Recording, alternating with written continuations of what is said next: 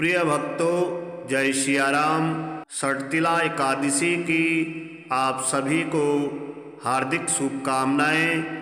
षटतिला एकादशी के पावन पर्व पर आप आज श्रवण करेंगे श्री महाविष्णु स्तोत्रम। आइए पाठ प्रारंभ करें। श्री महाविष्णु स्तोत्रम। सूत उवाच ते गत्वा देवदेवेशं रमानाथं जगद्गुरुं विष्णुं कमलपत्राक्षं ददृशुः प्रभयान्वितं। स्तोत्रेण तुष्टुवुर्भक्त्या गद्गदस्वरसत्कृताः देवा ऊचुः जय विष्णु रमेशाद्य महापुरुषपूर्वज। दैत्यारे कामजनक सर्वकामफलप्रदा महावराह गोविंद महायज्ञस्वरूपका। महाविष्णु ध्रुवेशाद्य जगद उत्पत्ति कारणा। मत्स्यावतारे वेदानाम् उद्धाराधार रूपका। सत्यव्रतधराधीश मत्स्यरूपाय ते नमः। जया कोपार दैत्यारे सूर्यकार्य समर्पका। अमृताप्ति करेशान कूर्म रूपाय ते नमः। जयाति दैत्यनाशार्धम् आदिशूकर रूपधृक्। मह्योद्धार कृतोद्योग कूल रूपाय ते नमः। नारसिंहं वपुः कृत्वा महादैत्यं ददारयः। करजैर्वरदृप्तांगं तस्मै श्रीहरये नमः। वामनं रूपमास्थाय त्रैलोक्यैश्वर्यमोहितं बलिं संचलयामास तस्मै वामनरूपिणे। दुष्टशत्रुविनाशाय सहस्रकरशत्रवे रेणुकागर्भजाताय जामदग्न्याय ते नमः। दुष्टराक्षसपौलस्य शिरच्छेदपटेयसे श्रीमद्दाशरथे तुभ्यं नमोऽनन्तक्रमाय च। कंसदुर्योधनाद्यैश्च दैत्यैः पृथिवीशलाञ्छनैः भाराक्रान्तां महिं योषा उञ्जहार महाविभुः।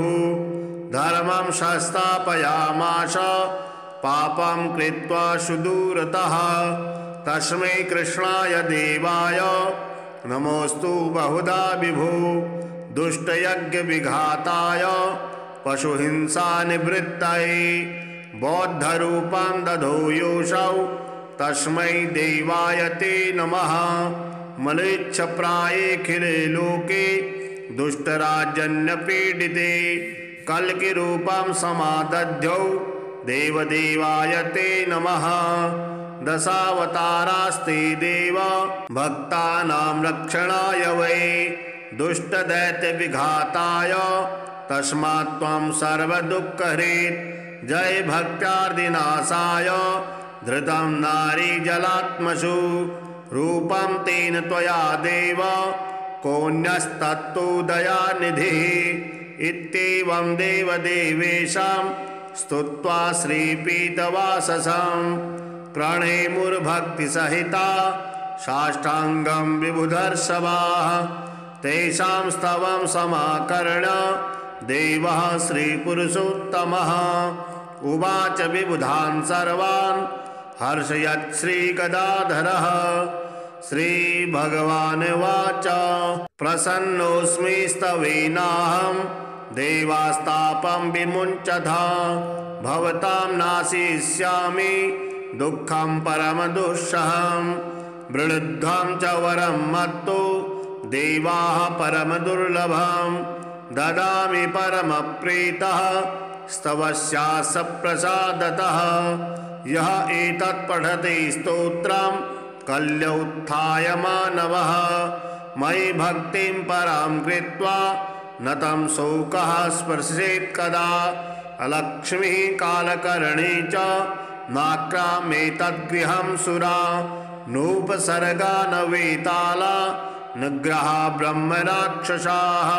न रोगा वातिका पैताः श्लेष्मशम्भौ विनस्तथा नाकालमरणं तस्य कदापि न भविष्यति सन्ततिश्चिरकालस्था भोगा सर्वे सुखादयः सम्भविष्यन्ति तन्मर्त्यर्गृहे यः स्तोत्रपाठकः किं पुनर्बहुनोक्तेन स्तोत्रं सर्वार्थसाधकम् एतस्य पठनात् नृणां भुक्ति मुक्ति न दूरतः देवा भवत्सु यद्दुःखं कथ्यतां तदसंशयं नाशयामि न सन्देहश्चात्र कारुणिरेव च एवं श्रीभगवद्वाक्यं श्रुत्वा सर्वे दिवौकशः प्रसन्नमनसः सर्वे पुनरुचुर्वृषा कपिं सूत उवाच ते गत्वा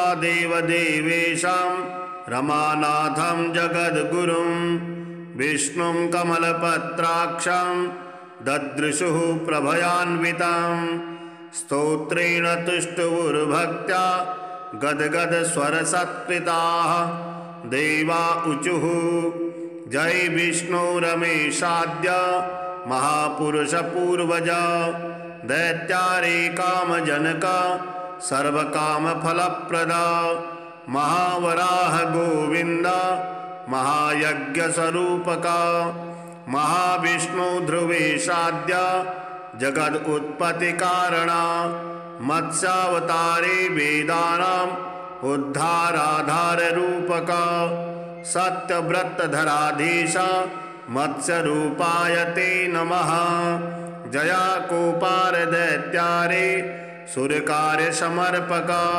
अमृताप्तिकरेशान कूर्मरूपाय ते नमः जयातिदैत्यनाशार्धम् आदिशूकररूपधृक् मह्योद्धारकृतोद्योग कूलरूपाय ते नमः नारसिंहं वपुः कृत्वा महादैत्यं ददारयः करजैर्वरदृप्ताङ्गं तस्मै नृहरये नमः वामनं रूपमास्थाय त्रैलोक्यैश्वर्यमोहितं बलिं सञ्चलयामास तस्मै वामनरूपिणे दुष्टशत्रुविनाशाय सहस्रकरशत्रवे रेणुकागर्भजाताय जामदग्न्याय ते नमः दुष्टराक्षसपौलस्य शिरच्छेदपटेयसे श्रीमद्दाशरथे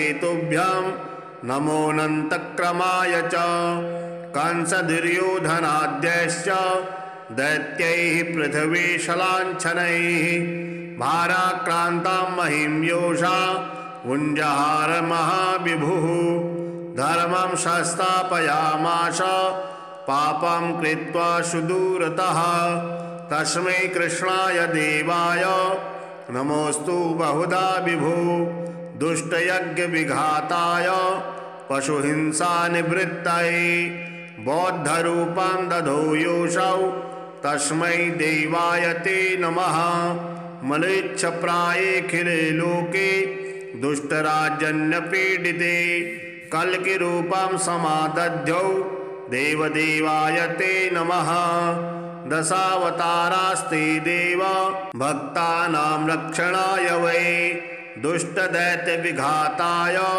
तस्मात् त्वं सर्वदुःखहृत् जय भक्त्यार्दिनाशाय धृतं नारीजलात्मसु रूपं तेन त्वया देव कोऽन्यस्तत्तु दयानिधिः इत्येवं देवदेवेशं स्तुत्वा श्रीपीतवाससं प्रणेमुर्भक्तिसहिता साष्टाङ्गं विबुधर्षभाः तेषां स्तवं समाकर्ण्य देवः श्रीपुरुषोत्तमः उवाच विबुधान् सर्वान् हर्षयत् श्रीगदाधरः श्रीभगवानुवाच प्रसन्नोऽस्मि स्तवेनाहं देवास्तापं विमुञ्चथा भवतां नाशिष्यामि दुःखं परमदुःसहं वृणुध्वं च वरं मत्तो देवाः परमदुर्लभं ददामि परमप्रीतः स्तवस्यास्य प्रसादतः। यः एतत् पठति स्तोत्रं कल्योत्थाय मानवः। मयि भक्तिं परां कृत्वा न तं शोकः स्पर्शेत् कदा। अलक्ष्मीः कालकर्णी च नाक्रामेतद्गृहं सुरा। नोपसर्गा न वेताला न ग्रहा ब्रह्मराक्षसाः। न रोगा वातिका पैताः श्लेष्मसम्भव विनस्तथा। नाकालमरणं तस्य कदापि न भविष्यति। सन्ततिश्चिरकालस्था भोगा सर्वे सुखादयः। सम्भविष्यन्ति तन्मर्त्यर्गृहे यः स्तोत्रपाठकः। किं पुनर्बहुनोक्तेन स्तोत्रं सर्वार्थसाधकम्। एतस्य पठनात् नृणां भुक्ति मुक्ति न दूरतः। देवा भवत्सु यद्दुःखं कथ्यतां तदसंशयं। नाशयामि न सन्देहश्चात्र कारुणिरेव च।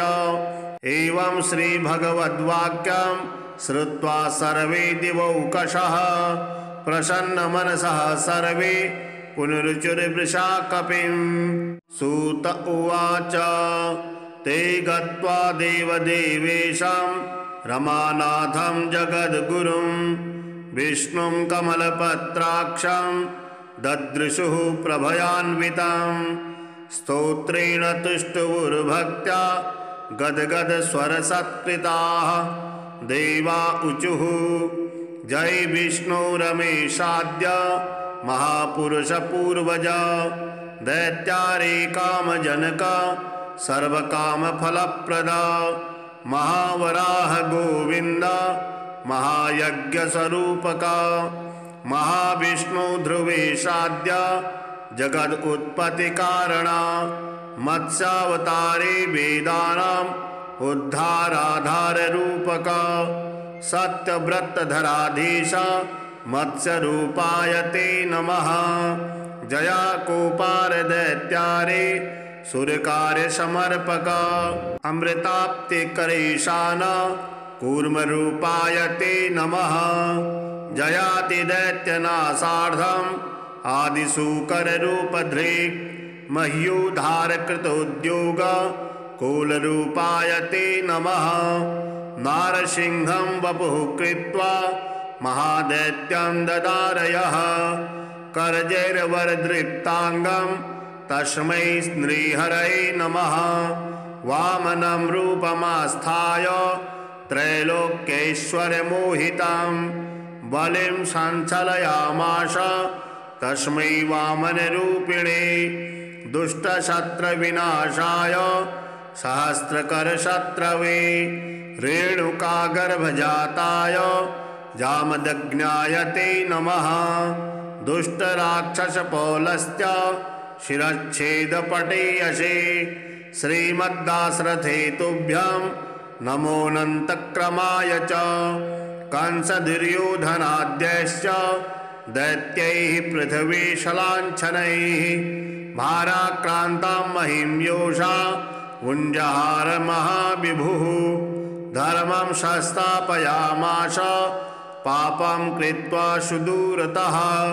तस्मै कृष्णाय देवाय नमोऽस्तु बहुधा विभो।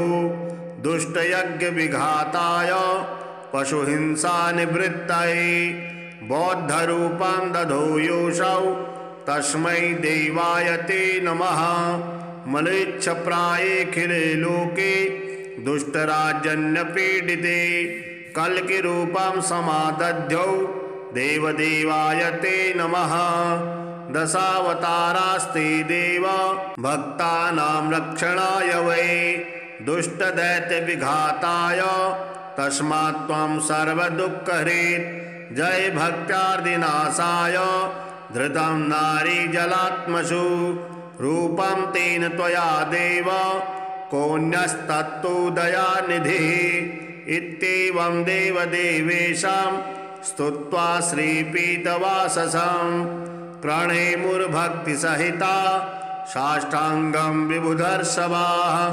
तेषां स्तवं समाकर्ण्य देवः श्रीपुरुषोत्तमः उवाच विबुधान् सर्वान् हर्षयत् श्रीगदाधरः।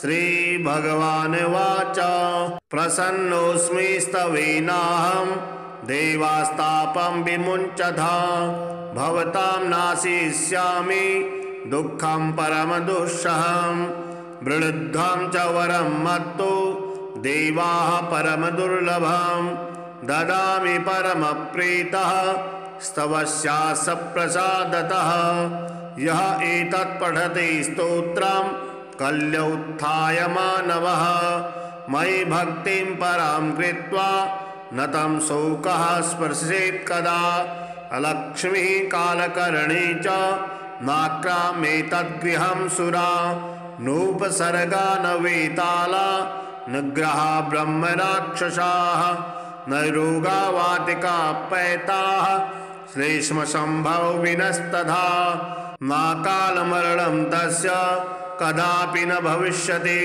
सन्ततिश्चिरकालस्था भोगा सर्वे सुखादयः सम्भविष्यन्ति तन्मर्त्यर्गृहे यः स्तोत्रपाठकः किं पुनर्बहुनोक्तेन स्तोत्रं सर्वार्थसाधकम् एतस्य पठनात् नृणां भुक्ति मुक्ति न दूरतः देवा भवत्सु यद्दुःखं कथ्यतां तदसंशयं नाशयामि न सन्देहश्चात्र कारुणिरेव च एवं श्रीभगवद्वाक्यं श्रुत्वा सर्वे दिवौकशः प्रसन्नमनसः सर्वे पुनरुचुर्वृषा कपिं सूत उवाच ते गत्वा देवदेवेशं रमानाथं जगद्गुरुं विष्णुं कमलपत्राक्षं ददृशुः प्रभयान्वितं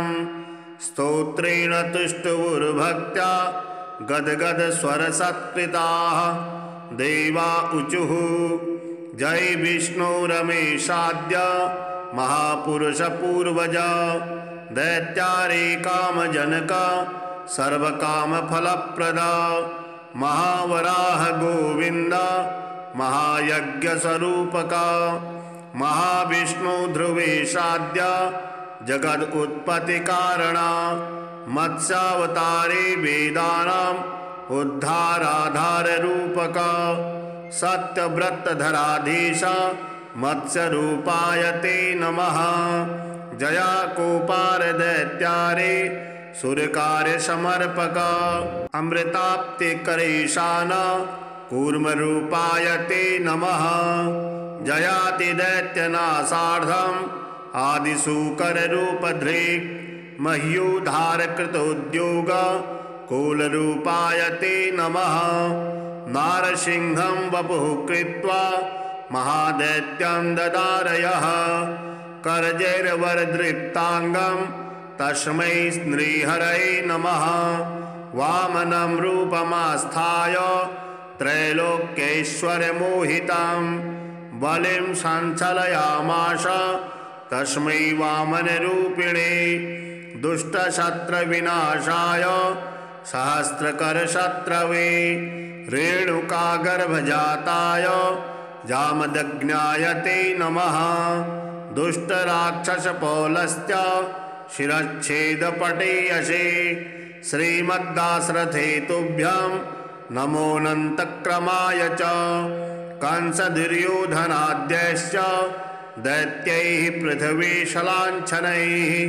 भाराक्रान्तां महिं योषा उञ्जहार महाविभुः धर्मं संस्थापयामास पापं कृत्वा सुदूरतः तस्मै कृष्णाय देवाय नमोऽस्तु बहुधा विभु दुष्टयज्ञविघाताय पशुहिंसानिवृत्तये बौद्धरूपं दधो योऽसौ तस्मै देवाय ते नमः मलेच्छप्रायेऽखिले लोके दुष्टराजन्यपीडिते कल्किरूपं समादध्यौ देवदेवाय ते नमः दशावतारास्ते देव भक्तानां रक्षणाय वै दुष्टदैत्यविघाताय तस्मात् त्वं सर्वदुःखहृत् जय भक्त्यार्दिनाशाय धृतं नारीजलात्मसु रूपं तेन त्वया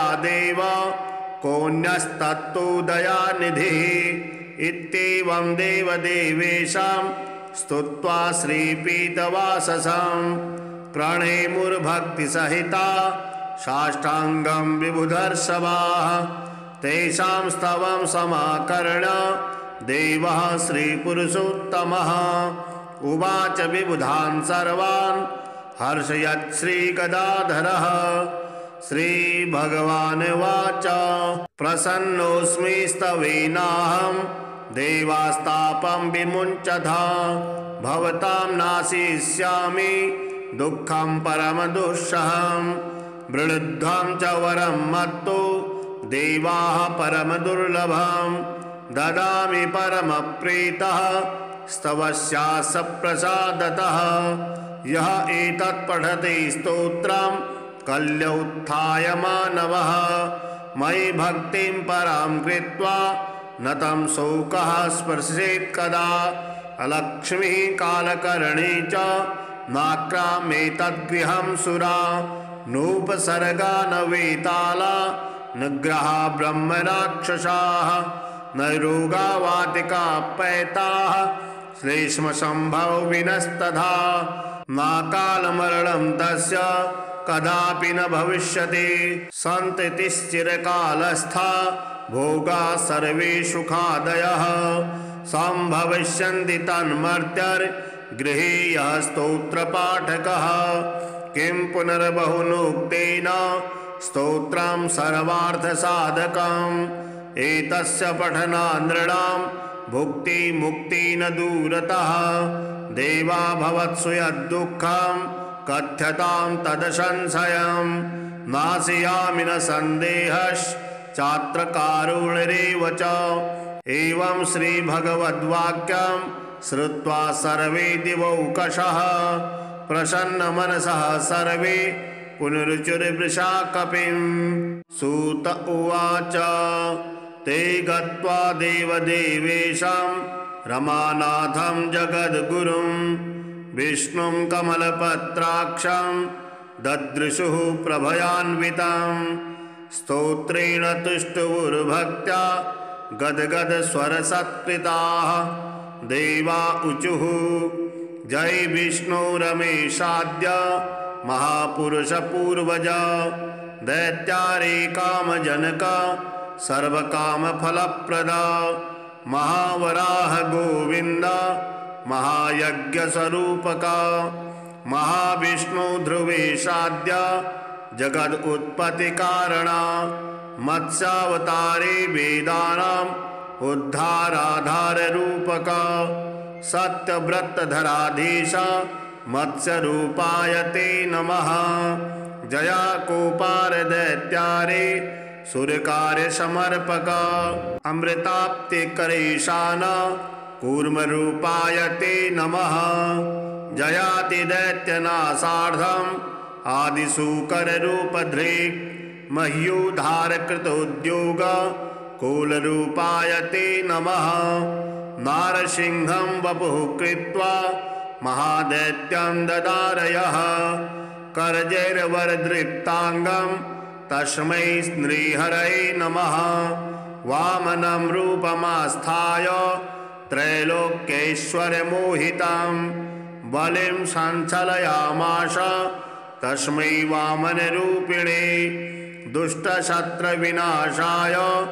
सहस्रकरशत्रवे रेणुकागर्भजाताय जामदग्न्याय ते नमः दुष्टराक्षसपौलस्य शिरच्छेदपटेयसे श्रीमद्दाशरथे तुभ्यं नमोऽनन्तक्रमाय च कंसदुर्योधनाद्यश्च दैत्यैः पृथिवीशलाञ्छनैः भाराक्रान्तां महिं योषा उञ्जहार महाविभुः धर्मं संस्थापयामास पापं कृत्वा सुदूरतः तस्मै कृष्णाय देवाय नमोस्तु बहुधा विभो दुष्टयज्ञविघाताय पशुहिंसानिवृत्तये बौद्धरूपं दधो योऽसौ तस्मै देवाय ते नमः।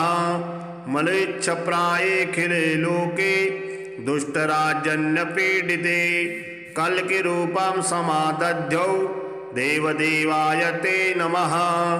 दशावतारास्ते देव भक्तानां रक्षणाय वै दुष्टदैत्यविघाताय तस्मात् त्वं सर्वदुःखहृत्। जय भक्त्यार्दिनाशाय धृतं नारीजलात्मसु रूपं तेन त्वया देव कोऽन्यस्तत्तु दयानिधिः। इत्येवं देवदेवेशां स्तुत्वा श्रीपीतवाससं प्रणेमुर्भक्तिसहिता साष्टाङ्गं विबुधर्षभाः। तेषां स्तवं समाकर्ण्य देवः श्रीपुरुषोत्तमः उवाच विबुधान् सर्वान् हर्षयत् श्रीगदाधरः। श्रीभगवानुवाच प्रसन्नोऽस्मि स्तवेनाहं देवास्तापं विमुञ्चथा भवतां नाशिष्यामि दुःखं परमदुःसहं। वृणुध्वं च वरं मत्तो देवाः परमदुर्लभं ददामि परमप्रीतः स्तवस्यास्य प्रसादतः। यः एतत् पठति स्तोत्रं कल्योत्थाय मानवः मयि भक्तिं परां कृत्वा न तं शोकः स्पर्शेत् कदा। अलक्ष्मीः कालकर्णी च नाक्रामेतद्गृहं सुरा नोपसर्गा न वेताला न ग्रहा ब्रह्मराक्षसाः न रोगा वातिका पैताः श्लेष्मसम्भव विनस्तथा नाकालमरणं तस्य कदापि न भविष्यति। सन्ततिश्चिरकालस्था भोगा सर्वे सुखादयः सम्भविष्यन्ति तन्मर्त्यर्गृहे यः स्तोत्रपाठकः। किं पुनर्बहुनोक्तेन स्तोत्रं सर्वार्थसाधकम् एतस्य पठनात् नृणां भुक्ति मुक्ति न दूरतः। देवा भवत्सु यद्दुःखं कथ्यतां तदसंशयं नाशयामि न सन्देहश्चात्र कारुणिरेव च। एवं श्रीभगवद्वाक्यं श्रुत्वा सर्वे दिवौकशः प्रसन्नमनसः सर्वे पुनरुचुर्वृषा कपिं। सूत उवाच ते गत्वा देवदेवेशां रमानाथं जगद्गुरुं विष्णुं कमलपत्राक्षं ददृशुः प्रभयान्वितं। स्तोत्रेण तुष्टुवुर्भक्त्या गद्गदस्वरसत्कृताः देवा ऊचुः जय विष्णु रमेशाद्य महापुरुषपूर्वज। दैत्यारे कामजनक सर्वकामफलप्रद महावराह गोविन्द महायज्ञस्वरूपक। महाविष्णु ध्रुवेशाद्य जगदुत्पत्तिकारण। मत्स्यावतारे वेदानाम् उद्धाराधाररूपक। सत्यव्रतधराधीश मत्स्यरूपाय ते नमः। जया कोपार दैत्यारे सुरकार्यसमर्पक। अमृताप्तिकरेशान कूर्मरूपाय ते नमः। जयातिदैत्यनाशार्थम् आदिशूकररूपधृक् मह्योद्धारकृतोद्योग कूलरूपाय ते नमः। नारसिंहं वपुः कृत्वा महादैत्यं ददारयः। करजैर्वरदृप्ताङ्गं तस्मै श्रीहरये नमः। वामनं रूपमास्थाय त्रैलोक्यैश्वर्यमोहितं बलिं सञ्चलयामास तस्मै वामनरूपिणे। दुष्टशत्रुविनाशाय सहस्रकरशत्रवे रेणुकागर्भजाताय जामदग्न्याय ते नमः। दुष्टराक्षसपौलश्च शिरच्छेदपटेयसे श्रीमद्दाशरथे तुभ्यं नमोऽनन्तक्रमाय च। कंसदुर्योधनाद्यश्च दैत्यैः पृथिवीशलाञ्छनैः भाराक्रान्तां महिं योषा उञ्जहार महाविभुः धर्मं संस्थापयामास पापं कृत्वा सुदूरतः तस्मै कृष्णाय देवाय नमोऽस्तु बहुधा विभो दुष्टयज्ञविघाताय पशुहिंसानिवृत्तये बौद्धरूपं दधो योऽसौ तस्मै देवाय ते नमः मलेच्छप्रायेऽखिले लोके दुष्टराजन्यपीडिते कल्किरूपं समादध्यौ देवदेवाय ते नमः दशावतारास्ते देव भक्तानां रक्षणाय वै दुष्टदैत्यविघाताय तस्मात् त्वं सर्वदुःखहृत् जय भक्त्यार्दिनाशाय धृतं नारीजलात्मसु रूपं तेन त्वया देव कोऽन्यस्तत्तु दयानिधिः इत्येवं देवदेवेशां स्तुत्वा श्रीपीतवाससं प्रणेमुर्भक्तिसहिता साष्टाङ्गं विबुधर्षभाः तेषां स्तवं समाकर्ण्य देवः श्रीपुरुषोत्तमः उवाच विबुधान् सर्वान् हर्षयत् श्रीगदाधरः श्रीभगवानुवाच प्रसन्नोऽस्मि स्तवेनाहं देवास्तापं विमुञ्चथा भवतां नाशिष्यामि दुःखं परमदुःसहं वृणुध्वं च वरं मत्तो देवाः परमदुर्लभं ददामि परमप्रीतः स्तवस्यास्य प्रसादतः यः एतत् पठति स्तोत्रं कल्योत्थाय मानवः मयि भक्तिं परां कृत्वा न तं शोकः स्पर्शेत् कदा अलक्ष्मीः कालकर्णी च नाक्रामेतद्गृहं सुरा नोपसर्गा न वेताला निग्रहा ब्रह्मराक्षसाः न रोगा वातिका पैताः श्लेष्मसम्भव विनस्तथा नाकालमरणं तस्य कदापि न भविष्यति सन्ततिश्चिरकालस्था भोगा सर्वे सुखादयः सम्भविष्यन्ति तन्मर्त्यर्गृहे यः स्तोत्रपाठकः किं पुनर्बहुनोक्तेन स्तोत्रं सर्वार्थसाधकम् एतस्य पठनात् नृणां भुक्तिमुक्ति न दूरतः देवा भवत्सु यद्दुःखं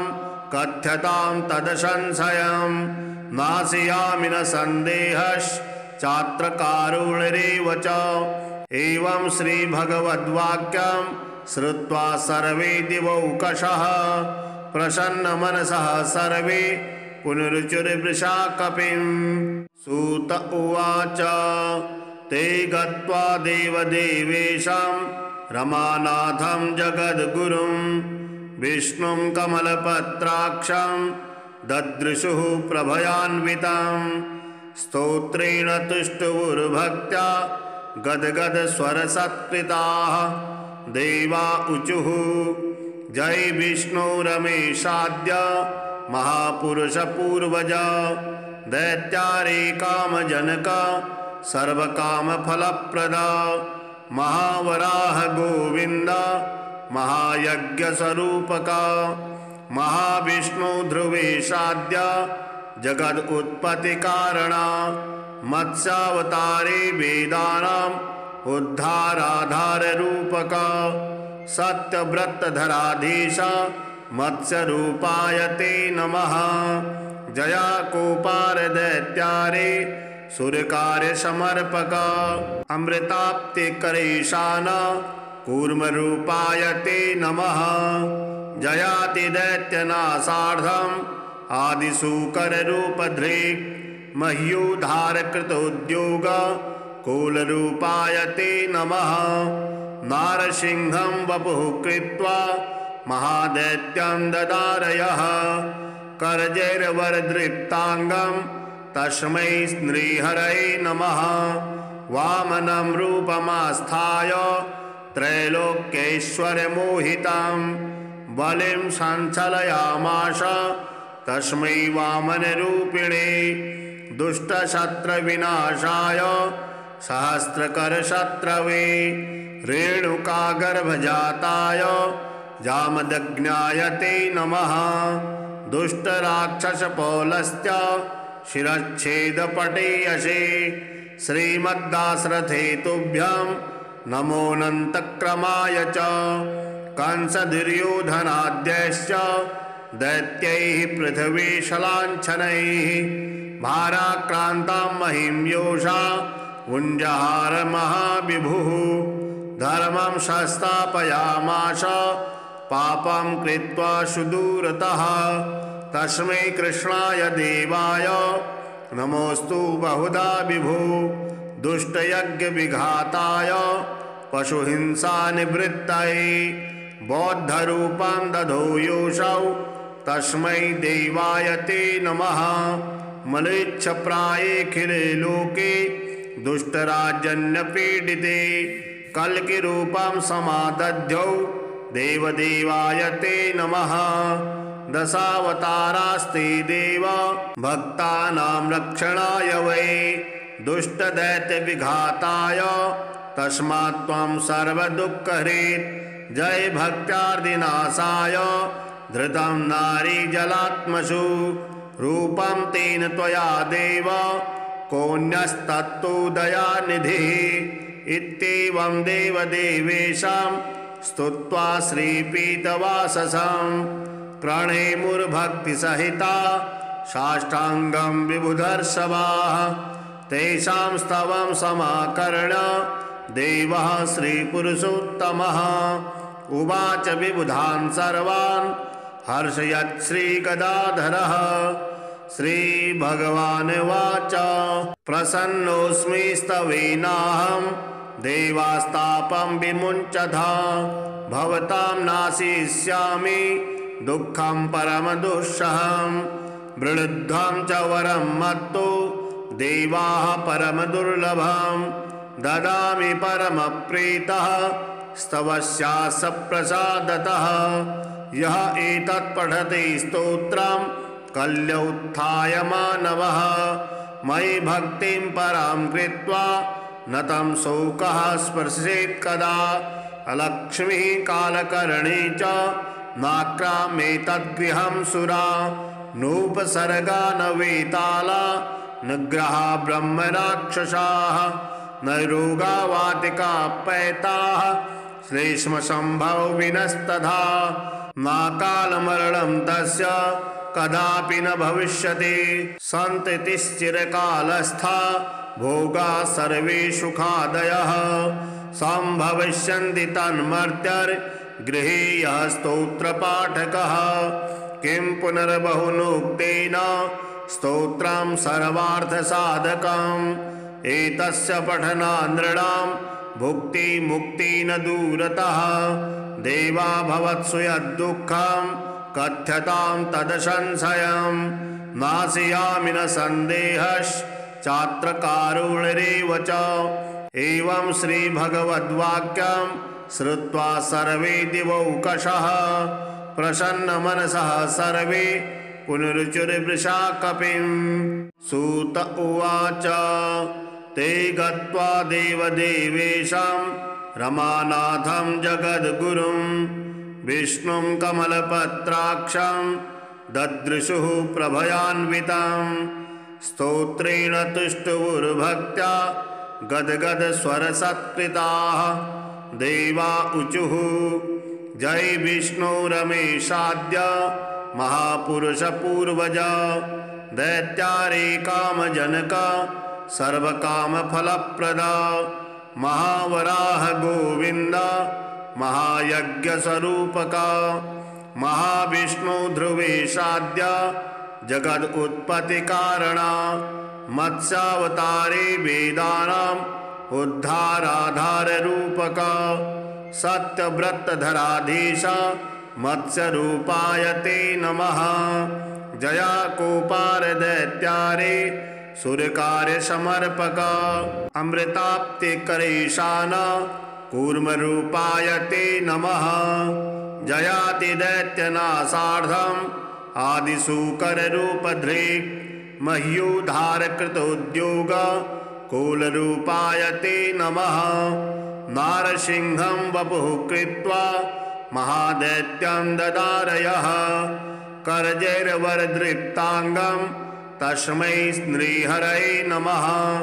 वामनं रूपमास्थाय त्रैलोक्यैश्वर्यमोहितं बलिं सञ्चलयामास तस्मै वामनरूपिणे। दुष्टशत्रुविनाशाय सहस्रकरशत्रवे रेणुकागर्भजाताय जामदग्न्याय ते नमः। दुष्टराक्षसपौलस्य शिरच्छेदपटेयसे श्रीमद्दाशरथे तुभ्यं नमोऽनन्तक्रमाय च। कंसदुर्योधनाद्यैश्च दैत्यैः पृथिवीशलाञ्छनैः भाराक्रान्तां महिं योषा उञ्जहार महाविभुः। धर्मं संस्थापयामास पापं कृत्वा सुदूरतः तस्मै कृष्णाय देवाय नमोऽस्तु बहुधा विभो। दुष्टयज्ञविघाताय पशुहिंसानिवृत्तये बौद्धरूपं दधो योऽसौ तस्मै देवाय ते नमः। मलेच्छप्रायेऽखिले लोके दुष्टराजन्यपीडिते कल्किरूपं समादध्यौ देवदेवाय ते नमः। दशावतारास्ते देव भक्तानां रक्षणाय वै दुष्टदैत्यविघाताय तस्मात् त्वं सर्वदुःखहृत्। जय भक्त्यार्दिनाशाय धृतं नारीजलात्मसु रूपं तेन त्वया देव कोऽन्यस्तत्तु दयानिधिः। इत्येवं देवदेवेशं स्तुत्वा श्रीपीतवाससं प्रणेमुर्भक्तिसहिता साष्टाङ्गं विबुधर्षभाः।